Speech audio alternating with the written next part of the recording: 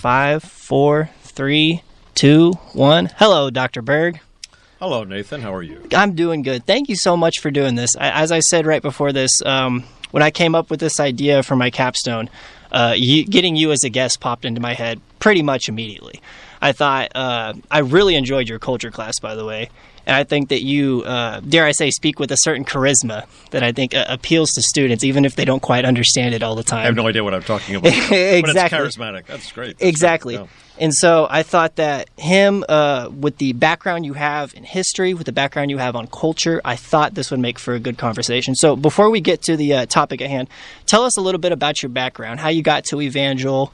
I believe you said you are a preacher's kid. Am I correct? I am guilty as charged. Yes, and you majored in political science. I did. So tell us what that was about. How did you get to the point where now you're a theology professor at Evangel University? Well, like you said, I grew up. My dad, when I was born, my dad was the associate pastor of a Assemblies of God church in Midtown Manhattan, New York City. Mm-hmm. So it was not your average Assemblies of God church. Right. It wasn't your average church. And let's talk about sports. We were half a block from Madison Square Garden. So I would, as a kid, we would have what are called street meetings. I don't think even people know what street meetings are. I have no idea what a street meeting is. That means that, like, between services on a Sunday, people from the church would go out on the corner, literally on the street, and sing songs and kind of preach messages and hand out Bible tracts. Bible tracts? Right, at least these small little pamphlet kind of things that had a salvation sort of message. Oh, yeah. And I've told some classes that you might not have been in that class when I mentioned that, but when I was a kid, this is getting sports early on. Yeah. So when I was a kid, we were literally across the block from Madison Square Garden while we were doing this. So on a Sunday, if there's a Sunday evening Knicks or Rangers game, these people would be getting off the subway or walking from the parking lots to the garden, and I'm a little PK handing out tracts, and Lord forgive me, but I wanted to go with them. I would leave this. So your guys' mission was to use the convenience of the Rangers and the Knicks playing to capture a lot of people walking in and out. Well, we did that even if there weren't any games. It was just a very busy place. Mm-hmm. Anyway, so my experience was growing up as a kid. I was the youngest of three, and I was dubbed from very early on as Little Preacher. I was going to be the heir apparent. I was going to one taking over for my dad. Uh-huh. I was kind of marked as the one who would take over as pastor. I didn't really see that in myself, and so I got to a certain stage in my life, for a variety of circumstances. I ended up going to Wheaton College, which is a fairly well-known evangelical school. Mm-hmm. And you majored in political science at Wheaton? Yes, I majored in political science. That was my main interest. What I saw myself doing is maybe working on Capitol Hill in Washington, D.C. at the time. Now, looking back on it, thank God I didn't do that. Anyway, so it was only after I graduated college that what I realized, and I think God's had his hand in this, what I most wanted to do is study Bible. And so I went off, not knowing what that would mean exactly. I went off to seminary, finished seminary, and did a little bit of assistant pastoring, including with my dad for a couple of years, and wound up getting married, was in on there, and I started teaching at Valley Forge Christian College, which is an Assemblies of God kind of on a Bible school in Pennsylvania. Okay. Yeah, and then was there 3 years, and there was an opening at Evangel, and my heart was more on what we would call the liberal arts. That's really where I wanted to be, given my background and my interests. And so I came here in 1989. That's how I've ended up here. 1989. So you've been here. Ancient. You've been here over the medieval period. You've been here over 30 years. What are some of the biggest changes you've seen on campus over those last 30 years? Well, the most obvious one is the campus itself, the buildings. When I first came, it was the hospital. It was still the Army hospital from World War II. Barracks. It's not barracks. Wasn't a coffee house. It was the campus. So there was the chapel had been relatively newly built when I came, but basically the whole rest of and there were a few there were some dorms, right?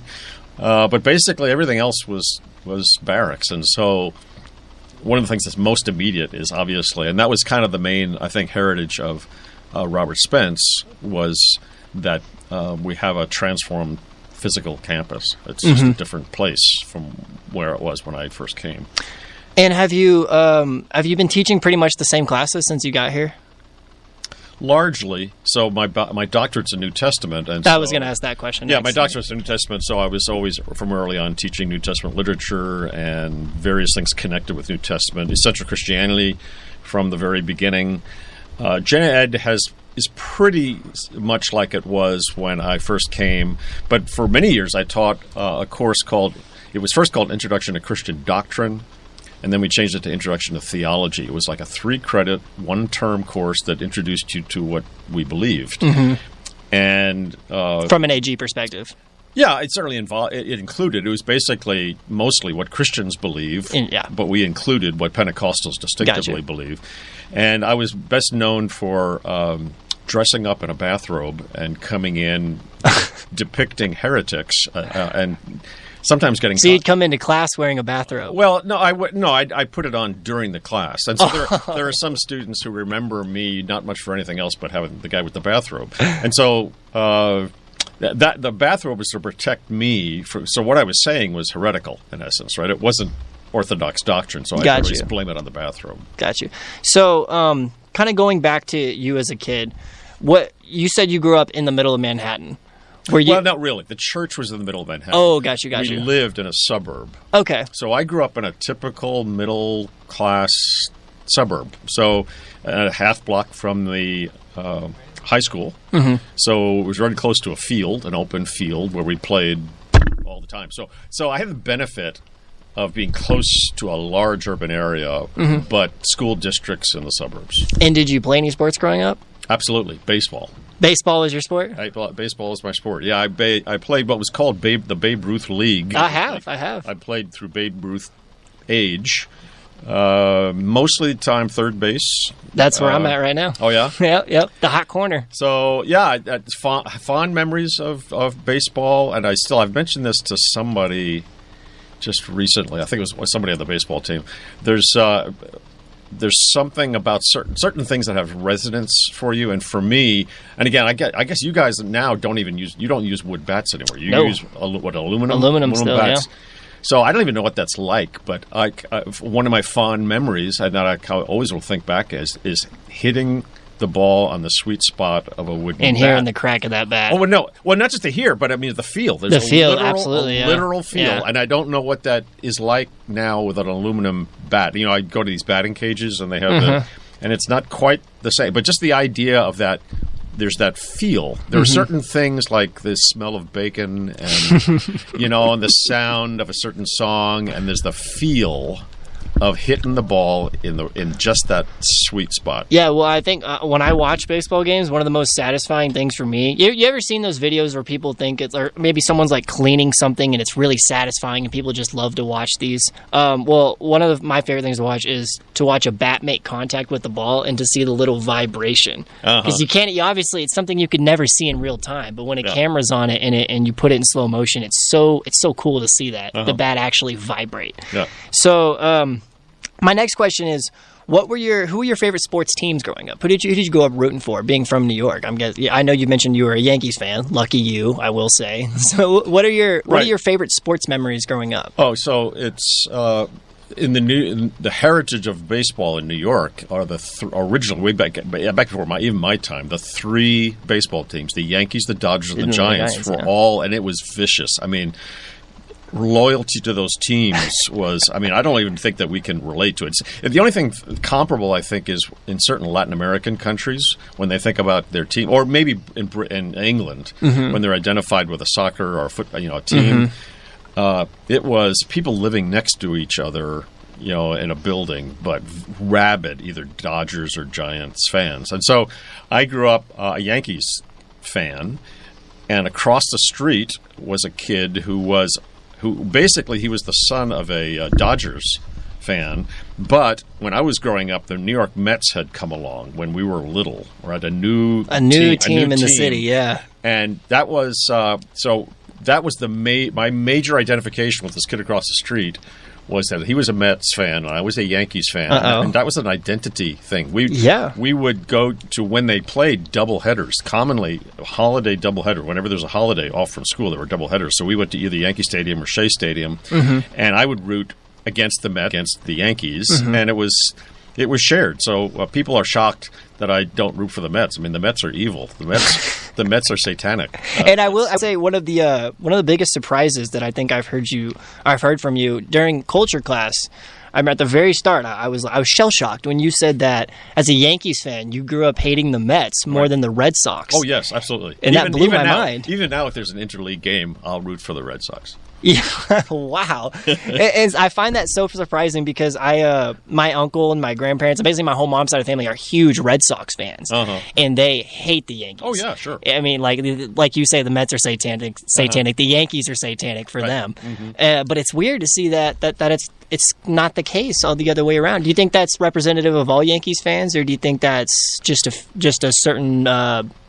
There's something about the Boston, New York thing is you're separated by totally different cities, right? All this distance. We got two next to this. It's something more comparable to what the Giants, Dodgers, Yankees in the old days was. I mean, you lived next door to these people. So how far is Yankee Stadium? How far was Yankee Stadium from Shea Stadium? I don't even know. As the crow flies, 5 miles, maybe. Really? So it's that close. 5 or 10 miles. Yeah, Shea Stadium is in northern Queens, and if a bird took off flying northwest, you'd go to the Bronx, and we're talking about a very short distance. Man, you grew up in sort of in this like the apex of the sports world. Yes. I grew up in Oklahoma, and we didn't get a professional team until Oklahoma City comes from Seattle. Yeah. And Kevin Durant gets us to the NBA Finals 2 years later, which was cool. But I grew up. Our biggest thing was the Bedlam rivalry, Oklahoma and Oklahoma State. And what I'm getting at right here is it's so funny that when I look back at my life, I look back to like grade school and there's hardly anything I can remember, but I can literally tell you the details, like the different intricacies of each individual game every single year in the football rivalry. Wow. And what I'm get out more. Right. And what I'm getting at is like, to go back to like the cultural aspect of it is, I think what I love about your culture class is the thing you harp on the most is cultural products reflect a cultural context. Good man. Yeah, see, I remembered it. I passed the class. There you go. There you go. If you don't remember that, then you didn't pay attention enough. True. And so the same goes for sports. And so the real like main question I wanted to ask you is for you to just make it make sense. Why do we take something as simple, when you boil it down, it's really a children's game. At the end of the day, it's throwing a ball on a yard. It's what kids play for fun when they got nothing else to do. They go in the backyard. Maybe it's raining outside. They want to play them. It's a children's game. Why do we take it so seriously? I mean, it is a multi-billion-dollar industry, and it can literally make you hate fans of the other team, and it can make you come together with someone you've never met. You'll hug in public. You'll hug strangers and you'll cry in public. It's like why do we take something so seriously as simple as a children's game? Well, given my Bible theology background here, it's semi-religious. We human beings need something more than just what we do on a regular basis. We need more than our jobs. And so it's something that transcends what I do for a living, and even family. I mean, family is, when it comes down to it, is ultimately important. But when I see these ads, sometimes I'll be watching this thing called Fanatics. I don't know if you've seen this thing. It's Fanatics. It's a place where you can go to get any gear that you want. Any jersey. Yes, Fanatics. Yes. I have heard of that. You can, so show yourself. Yeah. Show your loyalty. Show you're a Lakers fan. Show you're a Yankees fan. And you have to deck out. You get the hat and you get the uniform and the whatever it is, right? So you look at people who go like around here, it's Chiefs fans, right? It's almost religious, and you wonder, so why is it? I could transcend. I mean, sports is the most obvious. There are certain places in the world, for example, my wife is an opera singer. There are people in the opera world that are kind of like that. They'll have a certain singer, for example, that they will actually follow around, and it's almost kind of like You just think of rock stars and the following that they have, or that's another example. Maybe music, it would be another example So why do we wear these shirts with names of music groups on them, or sports teams, or whatever it is? It's kind of another version of, church is less and less important in our lives. That's just the fact. Yeah. As time goes along, your generation isn't much interested in church. True. This is and it's even worse now. COVID has so affected things. We've got a lot of pastors figuring how are we going to get people back. Right. People got used to staying home, and now this is kind of nice. Yeah, I know. It's like, hey, nice. Yeah. I can sleep in on Sunday. How do we get people back? How do you reconnect them with church, right? So I think it's a spiritual thing. God made us to need something and want something more than just get a paycheck. Yeah. Right? And for some people, it functions that way. I mean, you look at how what happens when Chiefs fans, and the next day, if they lose, it's like... They don't want to go to work the next day. Yeah, it's not quite loss of salvation, but I mean, it's not quite suicidal exactly. Yeah. But I mean, the depression that will come on them. It's like this, and that's what I've caught myself in that action so many times. I'm a big Cardinals fan, and but most importantly, I like to say I bleed orange. I'm an Oklahoma State fan. I love every sport. I'll watch Oklahoma State play a sport I've never watched in my entire life. If their women's equestrian team is on TV in the conference championship, do they have a curling team? Curling team, is that the push no, that sport I've never quite understood. I've only ever seen it at the Winter Olympics, and I have no idea how it works. Not big in Oklahoma State. I don't not big in Oklahoma State, but what I was saying was, I will catch myself in the middle of when they lose a game, it will ruin my week. Throughout the whole week, for a football game coming up, I'll read all the previews, I'll watch all the videos of all the analysts talking about it, and if they lose that game on Saturday, I delete all of my sports apps, and I can't take it anymore. I will, we were literally, I don't know how much you pay attention to college football, but... sort of. Yeah. Oklahoma State was in the conference championship this year, and had they won that game, they probably would have been in the playoffs, the college football playoffs. And it came down to a 4th and goal where they got stopped they're about that far away. They had the ball on the 1 yard line for 1st and goal, couldn't get it, ran it up the middle, couldn't get it. 2nd and goal, ran it up the middle, didn't get it. 3rd and goal, passed it, didn't get it. 4th and goal, I should have turned off. 4th and goal, they tried to pitch it out to the outside and just got pulled down by his legs and missed it by about that much.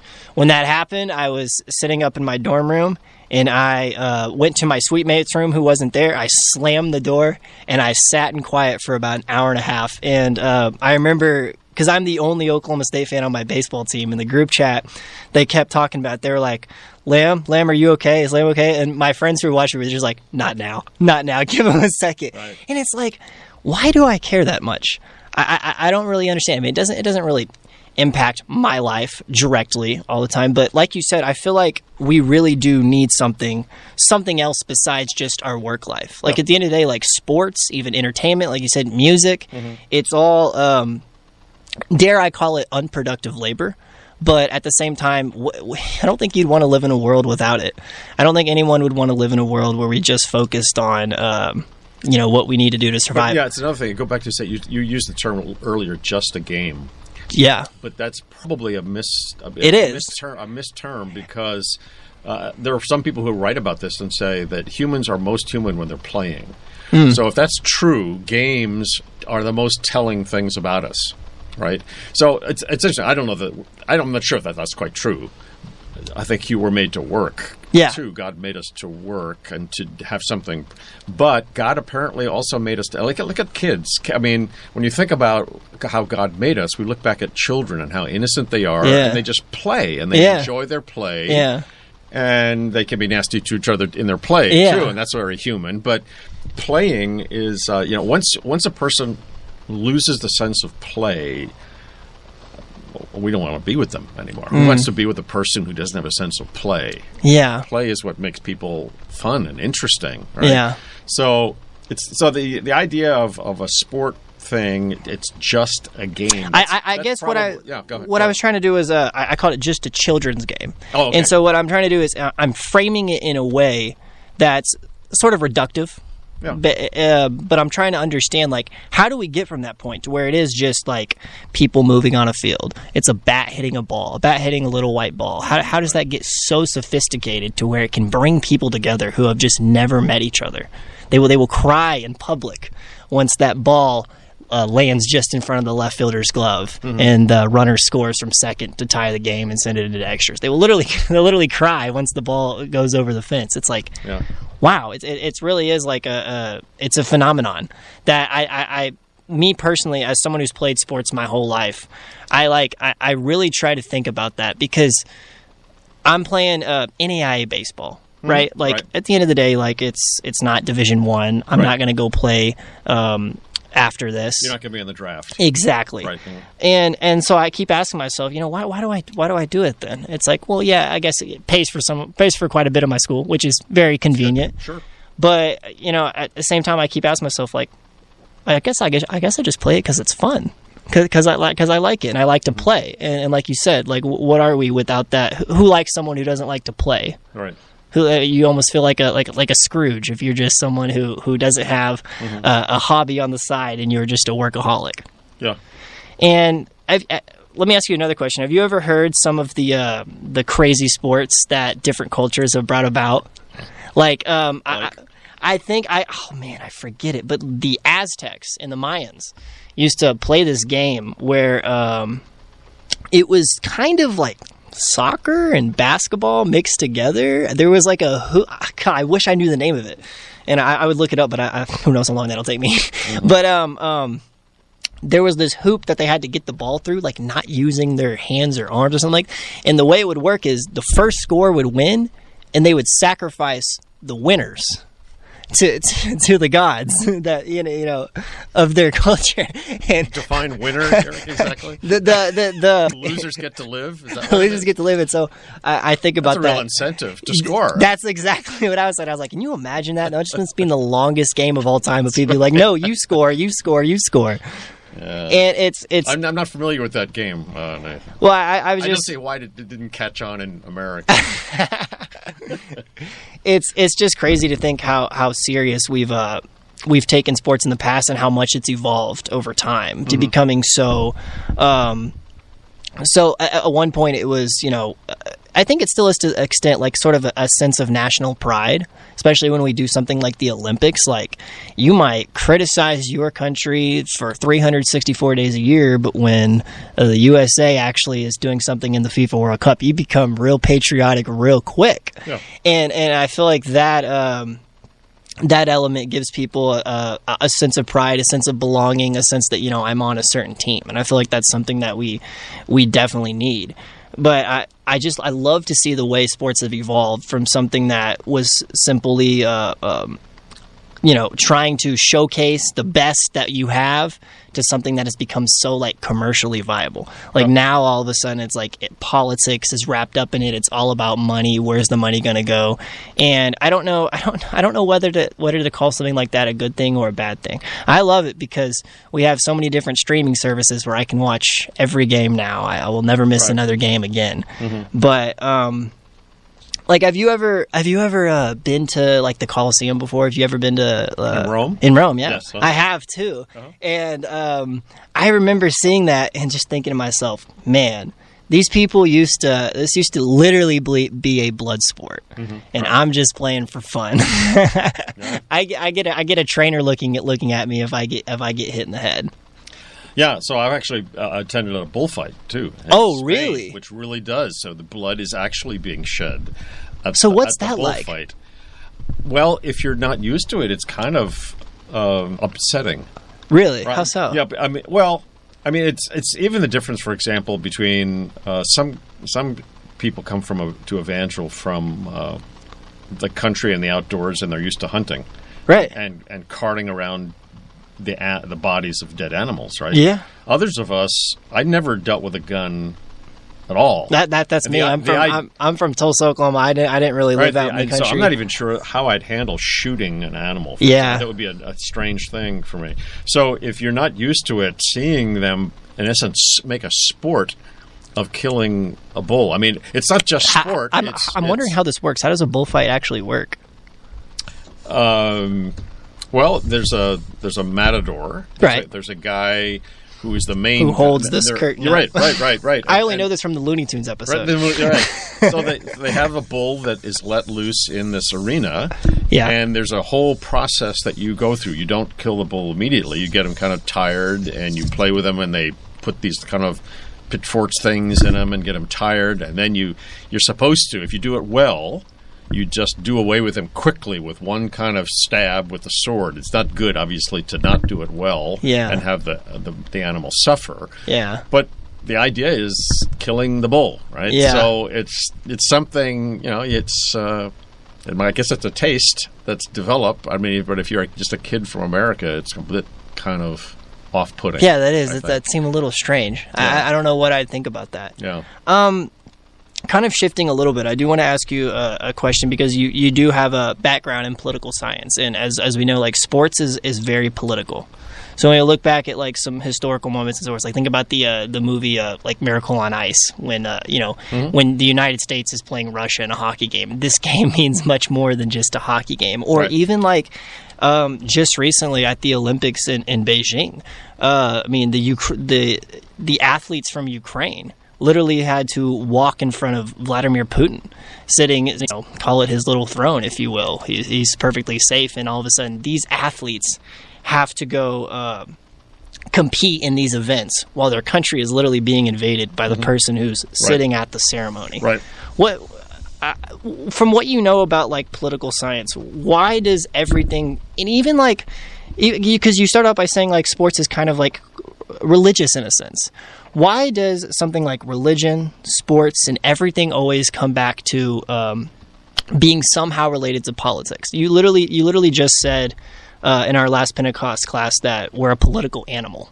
It's Aristotle. Yeah. I mean, you were quoting. You didn't say it. You were quoting. I should be quoted. That's a good line. Yeah. You're like, I'll take that one if I can. That has legs, that one. But like, how does this happen? How does everything sort of get wrapped up into politics, and why does it make it mean so much more?